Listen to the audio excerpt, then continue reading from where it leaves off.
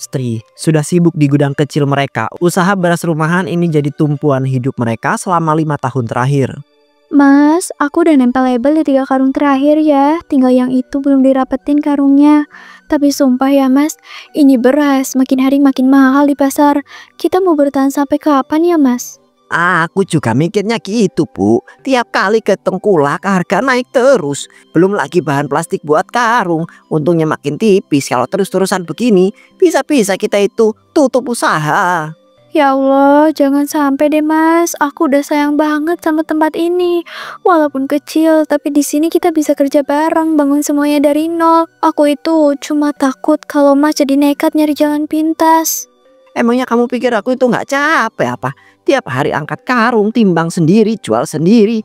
Tapi duit gak ngumpul. Lihat tetangga kita itu yang baru buka usaha snack. Motornya sudah ada 2.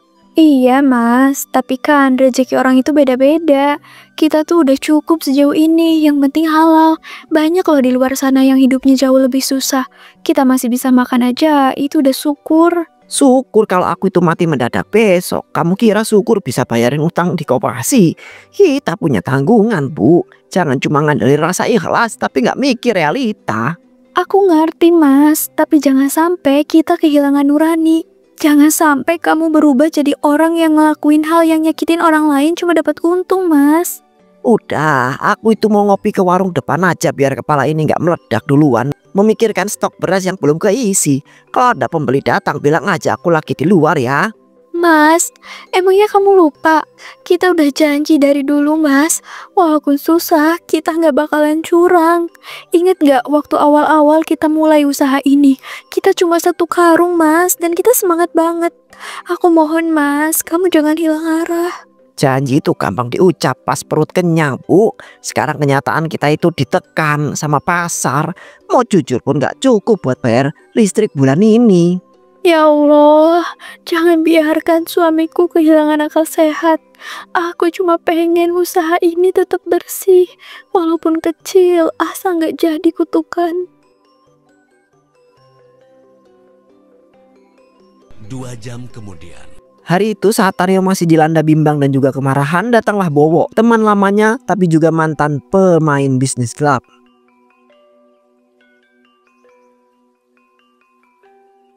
Wih, usaha masih jalan juga ya Tar? Gila, kamu ini beneran konsisten. Aku lewat depan tadi lihat tumpukan karungmu itu makin banyak. Udah jadi juragan nih ceritanya. Juragan apa, Wo? Duit muter doang, gak pernah nyisa. Tambah hari, tambah sesak napas mikirkan modal. Kau sendiri kemana aja, lama banget gak nongol. Aku nyari celah Tar. Pasar sekarang itu lagi keras, aku tuh mau menang. Harus jadi licik dikit. Nih, aku bawa contoh dari kenalan aku. Lihat isinya coba, kau rapain. Hah, ini beras, tapi kok keras banget ya? Buset, ini bukan beras asli kan? Ini kau campur apaan sih? Jangan-jangan beling. Pat banget, ini belingnya udah digiling halus, dikasih cairan pemutih, terus dicampur dikit sama beras kualitas rendah. Orang awam gak bakal bisa bedain deh, dijamin untungmu naik 3 kali lipat. Buset, gila kau ini mah bukan curang lagi, Wo. Ini namanya ngebunuh orang namanya. Kalau sampai ketahuan bisa masuk berita, bisa masuk bui. Aku itu nggak sebodoh itulah. Salah Tor, justru sekarang orang pintar yang mainnya rapi. Kau pikir beras-beras murah di warung itu murni? Udah banyak yang kayak gini. Kamu cuma telat ikut arus saja. Jangan jadi korban idealisme sendiri. Tapi dirimu dapat ide dari mana bahan-bahan beginian? Gak gampang bikin beling kayak gini kan? Ada alatnya. Kau modal dari mana? Aku aja sudah megap-megap bayarin listrik. Ada kenalan, aku juga bisa pinjemin alatnya. Dirimu tinggal siapin tempat buat ngelebur dan juga nyampur deh. Hasilnya nanti kita bagi 2 dulu. Kamu itu nggak usah keluar modal besar di awal. Gimana Tar? Tinggal mental aja. Gila, Wo, gila. Tapi aku tuh juga gila. Kalau terus jualan seperti sekarang ini, dihina, dicicil utang, lawan harga pasar. Tapi ini bukan hal kecil. Kau yang pilih ya Tar, mau terus dibikin capek sama sistem yang gak adil atau mulai ngebangun sistem dirimu sendiri. Kadang jalan yang paling gelap justru yang bikin kamu itu lihat terang. Aku butuh waktu mikir, Wo. Ini bukan keputusan yang bisa diambil sambil ngopi. Aku gak janji bakal tolak juga. Aku tinggalin sampelnya di sini ya. Kau lihat-lihat lah. Coba pikirkan semalam. Besok aku balik lagi. Dunia ini gak pernah mikirin orang jujur Tar, tapi uang dia itu selalu datang ke yang berani.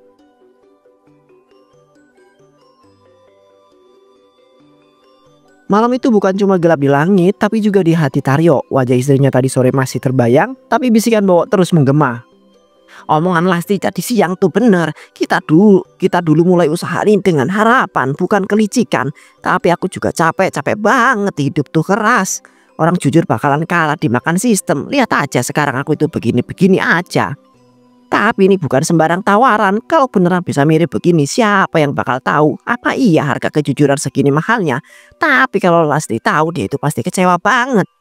Gila, kepalaku itu makin berat aja. Aku tuh gak mau jadi orang jahat, tapi aku juga gak mau miskin terus-terusan. Dunia ini emang cuma kasih dua pilihan ya.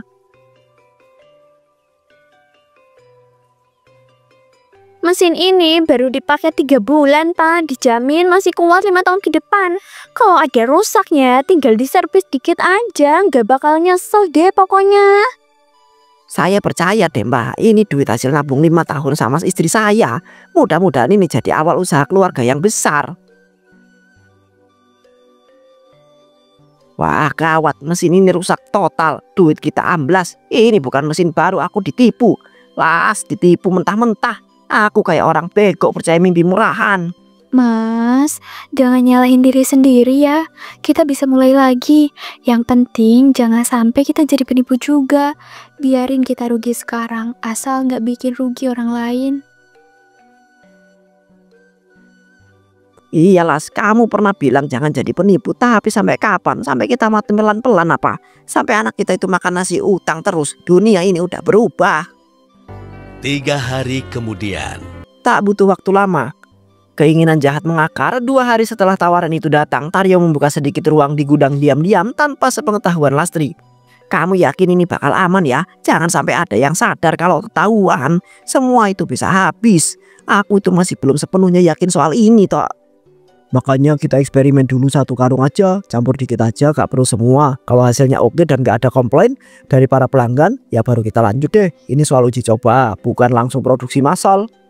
Baiklah 1 karung, tapi jangan sampai aku lihat ada potongan beling tajam yang bisa melukai ya. Aku gak tahu harus percaya apa enggak sama diriku sendiri malam ini. Tenang Tar, ini awal dari hidup yang lebih enak. Percaya deh sama proses, gak ada pengusaha besar yang bersih dari noda. Mereka cuma jago menyembunyikan aja.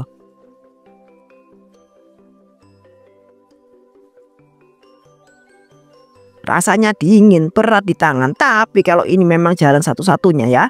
Maafkan aku itu cuma pengen bertahan, bukan mencelakai siapapun. Nih, cairan pemutihnya cuma 2 tetes aja. Udah cukup bikin warna belingnya itu jadi mirip nasi. Kita aduk dulu, keringan terus dicampur. Kamu siap ya? Aku gak tahu ini siap atau enggak. Tapi malam ini aku udah terlalu jauh untuk mundur. 1 karung aja, cuma 1 karung aja dulu. Nah gitu dong, ini baru partner sejati. Lihat deh nanti hasilnya. Begitu berasnya dikemas, gak akan ada yang nyangka di dalamnya ada pecahan kaca kok. Dulu aku itu bangun tempat ini pakai doa, sekarang aku ngerusaknya pakai ambisi. Tapi ya hidup gak selalu seputih karung beras. Ayo mulai dari sini. 1 karung pertama nanti kau bakal lihat Tar, duit itu beneran bikin dirimu gak tidur. Tapi bukan karena takut, karena kebanyakan ngitung. Lastri, kalau kamu tahu ini apa, kamu itu masih akan pandang aku dengan cara yang sama. Aku hanya ingin kita itu gak lagi hidup dalam cemas.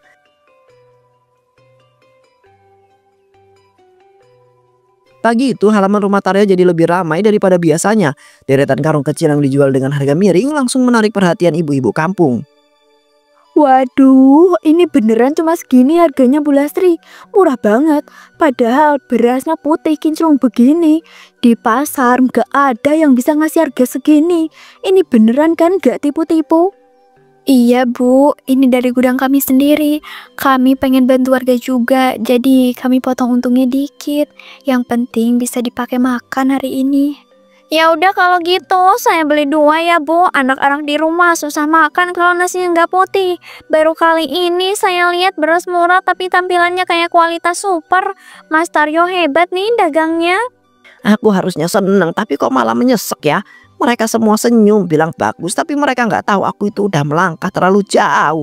Apa ini tandanya dosa itu manis di awal? Mas, tolong bantuin angkat yang ini ya. Stok kita tinggal 4 lagi. Padahal tadi pagi masih sisa 10. Laris banget hari ini Mas. Iya aku bantuin. Maaf tadi aku bengong, gak nyangka acara ini rame banget. Mungkin ini adalah awal yang baru buat kita. Mas, aku seneng banget. Makasih ya udah gak nyerah. Lihat kan, kalau kita sabar pasti ada jalannya. Aku tahu ini bukan hasil instan, tapi aku bangga banget sama kamu, Mas. Aku juga, aku cuma pengen kita itu bahagia, Las. Apapun jalannya, yang penting hasilnya buat keluarga itu aja. Bu Lastri, saya titip 1 karung ya, nanti saya bayar. Jangan dijual ke orang lain dulu, ini berasnya bagus banget. Saya mau masak buat acara pengajian nanti malam. Iya siap Bu, saya simpen ya, nggak usah khawatir. Alhamdulillah ya Mas, orang-orang mulai percaya sama kita. Rasanya lega banget lihat mereka puas. Aku cuma takut mereka itu percaya sama sesuatu yang salah, Las. Tapi sekarang semuanya itu udah jalan dan aku nggak yakin bisa berhenti. Apa Mas? Kamu tadi ngomong apa? Enggak kok, cuma ngomong dalam hati. Aku seneng lihat kamu itu seceria ini. Gak apa-apa deh, capek. Asal kamu itu gak murung lagi.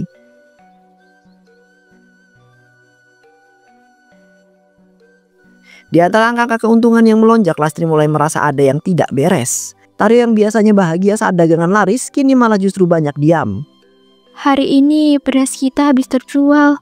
Tapi kenapa rasanya bukan bahagia yang aku dapetin? Mas Taryo juga diem aja dari tadi. Tatapannya kosong, seolah-olah ada yang dia tahan. Aku mulai takut. Dulu, waktu pertama kali buka usaha ini, Mas Taryo selalu bilang satu hal.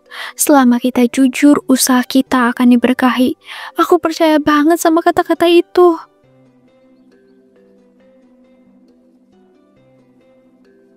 Mas, aku udah hitung semuanya. Kalau kita jual 1 karung dengan untung 10.000 aja per bungkus, bulan depan kita bisa beli timbangan digital loh.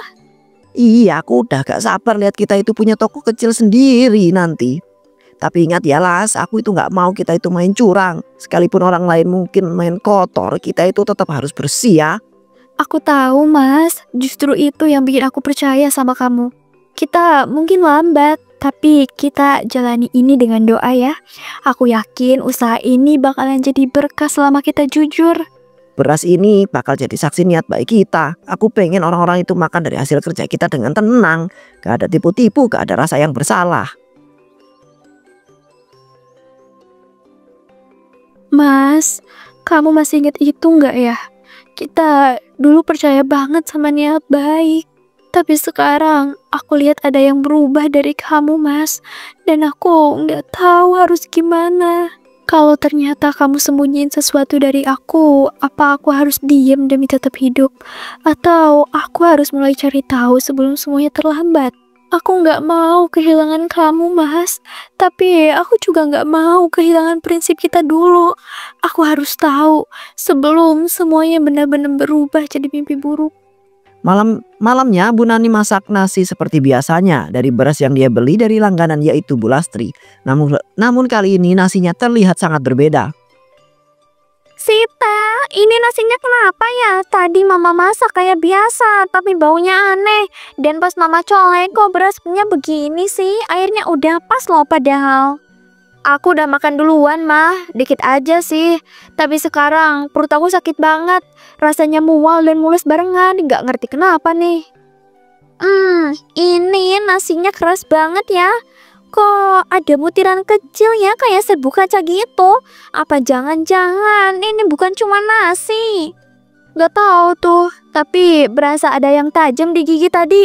Aku pikir cuma kurang mateng, tapi kayak ada yang gak biasa. Padahal itu beras dari Bu Lastri kan mah? Iya, mama juga heran. Baru kemarin mama bilang beras dari Bu Lastri itu bagus. Tapi ini beda banget loh. Terlalu putih, kayak dilapisin sesuatu. Aduh mah, perut aku sakit nih. Kita ke dokter ya. Aku beneran gak kuat. Rasanya bukan cuma masuk angin deh. Iya nak, kita ke rumah sakitnya. Tapi habis itu mama bakalan ke tempat Bu Lastri. Bukan buat nuduh, tapi mama pengen tahu apa yang sebenarnya terjadi. Ini gak bisa didiemin.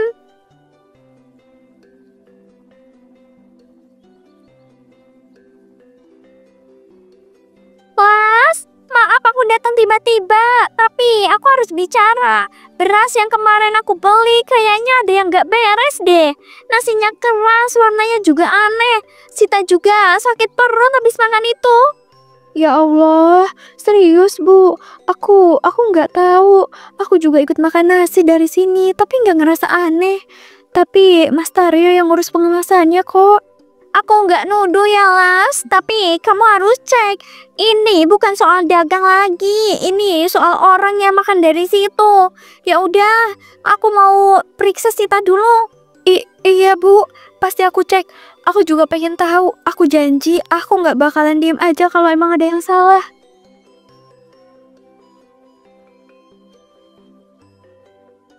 Merasa ada yang tidak beres, malam harinya Lastri membawa senter kecil. Ia diam-diam membuka pintu gudang belakang. Ada suara mesin menyala dari ruang kecil yang dulu Taryo bilang ruang simpan mesin dari teman. Aku benar-benar gak nyangka Mas. Kamu sanggup lakuin ini semua. Ngegiling-beling, masukin ke beras terus dijual. Kamu masih punya hati gak sih Mas? Las, kamu ngapain Las, kamu denger aku dulu. Aku itu terpaksa. Semua ini demi usaha kita. Aku nggak niat jahat. Aku cuma pengen tetap bertahan. Aku mohon jangan langsung menuduh ya. Jangan minta aku diem Mas. Ini soal nyawa orang. Anak-anak kecil bisa terluka. Orang-orang lain bisa masuk rumah sakit Mas. Emangnya kamu bakal ganti nyawa mereka kalau mereka kenapa-napa? Bu Lastri, tolong tenang dulu ya. Kita bisa omongin ini baik-baik. Jangan langsung ngomong keluar. Nanti kita semua itu bisa masuk bui. Tolong jangan gegabah. Kamu juga bagian dari ini ya. Kamu pikir aku bisa pura-pura nggak lihat? Aku bakal keluar malam ini juga. Aku bakal laporin semuanya ke ketua RT dan polisi. Las, aku itu bilang jangan pergi dulu. Kita belum selesai bicara. Jangan seenaknya ambil keputusan yang merusak segalanya tanpa mikir dampak ke keluarga dong. Kalau kamu masih anggap aku keluarga, kamu nggak bakal tega giniin orang Mas. Aku mending hidup susah daripada hidup bareng penipu kayak kamu. Sekarang minggir, aku mau keluar dari sini. Berhenti Las, jangan terus menyalahkan aku. Dengar dulu apa yang aku omongin. Kamu itu gak ngerti beban aku selama ini apa? Tunggu Mas, jangan main botol. Kamu mau ngapain? Kamu mau nyakitin aku? Apa sekarang gini ya cara kamu nyelesain masalah? Jangan pura-pura tersiksa Mas. Aku juga capek. Aku itu gak mau menyakiti kamu. Aku cuma pengen kamu itu diam sebentar aja. Astagfirullah, awas. Lastri awas. Ya Allah, ini kena kepalanya Bu Lastri jatuh. Taryo, dia berdarah, dia gak bergerak. Aku itu gak sengaja bahwa aku itu cuma mau jaga dia. Aku gak niat. Astagfirullahaladzim. Aku bunuh istri aku sendiri. 2 jam kemudian. Air malam itu dingin, deras dan juga sunyi menjadi saksi tak ada penyesalan dalam diri Taryo. 2 orang yang memilih diam demi menyelamatkan nama. Ayo cepet, semakin lama kita di sini semakin besar risikonya yo. Warga bisa lewat sini. Setelah ini kita itu bilang aja Lastri pulang kampung karena ibunya sakit. Gak ada yang lihat kita kan, gak ada CCTV di gang belakang. Sungai ini langsung nyambung ke hutan. Kalau jasadnya kebawa jauh gak akan ada yang penemuin. Kau yakin mau bungkam semua ini selamanya? Soal Lastri, soal kita. Kalau nanti ditanya orang, kita sepakat jawabnya sama. Gak boleh beda sepatah kata pun ya. Aku gak berubah pikiran. Kita udah terlalu dalam buat putar balik. Mulut harus satu, langkah harus sama. Kalau satu goyah semua itu bisa runtuh bawa. Jangan salahin siapa-siapa. Kita sama-sama tahu resiko dari awal. Lastri celaka karena panik, bukan karena rencana kita. Kau tahu itu? Dia itu istri aku. Tapi sekarang bukan waktunya memikirkan pakai hati. Kita butuh akal buat selamat. Kalau aku tuh masuk penjara, anak-anakku bakal hidup jadi bahan cemoohan. Ayo sekali dorong. Selesai, setelah itu kita kembali kerja seperti biasa ya. Anggap aja semua ini gak pernah terjadi. Kita tetap jalanin oplosan seperti rencana awal. Besok pergi kita tetap buka gudang. Kalau warga tanya-tanya kita bilang Lastri udah pergi 2 hari yang lalu. Kita pura-pura sedih, pura-pura gak tahu. Satu hal yang harus kamu pegang, jangan kasih celah. Sekali ada celah pertanyaan akan masuk. Dan begitu satu orang curiga, yang lain pasti bakal ikut-ikutan.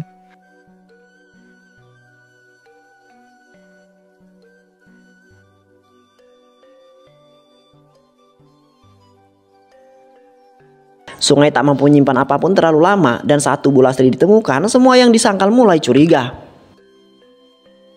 Pak Taryo, keluar sekarang juga. Jangan sembunyi di balik tembok. Kami semua udah tahu jasad Bu Lastri ditemukan siang tadi di pinggir kali di desa sebelah. Iya Pak, tubuh Lastri, bajunya sama, bahkan cincin di jarinya juga. Astagfirullah, selama ini kalian bilang dia pulang kampung, ternyata bohong. Apa-apaan kalian datang rame-rame ke tempat usaha orang bawa tuduhan seperti ini? Jangan bikin keributan tanpa bukti dong. Aku itu nggak tahu soal Lastri. Kalian itu jangan nuduh sembarangan ya. Kami juga kaget dengar kabar itu. Kalau itu memang Bu Lastri, biar polisi yang urus. Kalian nggak bisa main hakim sendiri. Buka gudang ini sekarang. Kalau kalian itu nggak salah, kenapa takut? Ayo, kita mau lihat langsung isi mesin kalian. Apa itu benar-benar buat pengemasan atau buat ngerusak isi beras? Jadi benar kalian semua sembunyiin sesuatu. Kami semua udah curiga dari kemarin. Lastri nggak mungkin pergi tanpa kabar, apalagi ninggalin rumah gitu aja. Kita masukin aja ke dalam, lihat apa yang disembunyiin, biar semua orang tahu kerjaan kalian itu apa sebenarnya. Jangan-jangan bukan cuma Lastri yang jadi korban. Jangan main-main masuk sembarangan. Ini tempat usaha. Kalau kalian itu rusak apa-apa, kalian itu tanggung jawab. Aku akan lapor balik ke polisi. Lapor?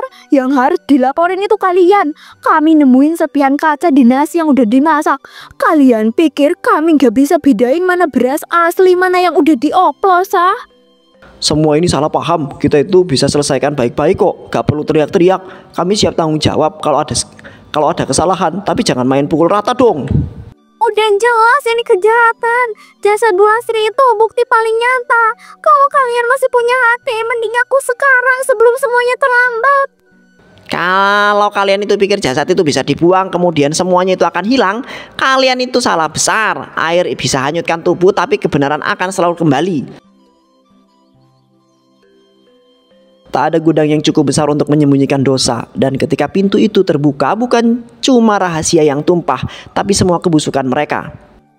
Lihat ini, ruangan kecil di balik tumpukan karung mesin aneh, selang dan juga, ya Allah, pecahan kaca ditumbuk halus. Kalian mau bunuh orang-orang pakai beras? Astagfirullah, mereka oplos beras pakai beling. Ini bukan sekedar curang, ini kriminal. Ini bisa bikin orang berdarah dalam perutnya kalau sampai kemakan. Kita harus pergi sekarang, jangan tunggu warga itu makin ngamuk. Aku gak bisa ditangkap, aku masih punya anak. Aku gak bisa, aku gak siap.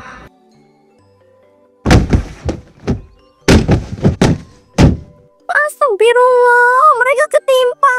Tolong cepat. Ada beling juga di bawah karung-karung itu. Jangan deketin dulu, itu bahaya, tolong. Lihat darahnya, itu beling yang tertancap dari lantai. Ya Allah, ini aja biar nyata. Mereka nggak bisa bergerak. Terkubur dalam karung yang mereka curangi sendiri. Dosa gak pernah pergi, cuma nunggu waktu buat menagih dengan cara yang kejam. Kita panggil ambulan, tapi aku rasa semuanya udah terlambat. Tuhan kayaknya udah lebih dulu nyentuh mereka. Dan kali ini dengan peringatan yang gak bisa dihapus siapapun. Dosa yang mereka tumbuk bersama hari itu jadi makamnya. Tak ada yang perlu diadili karena beling yang mereka tanam akhirnya menancap tepat di tubuh mereka sendiri.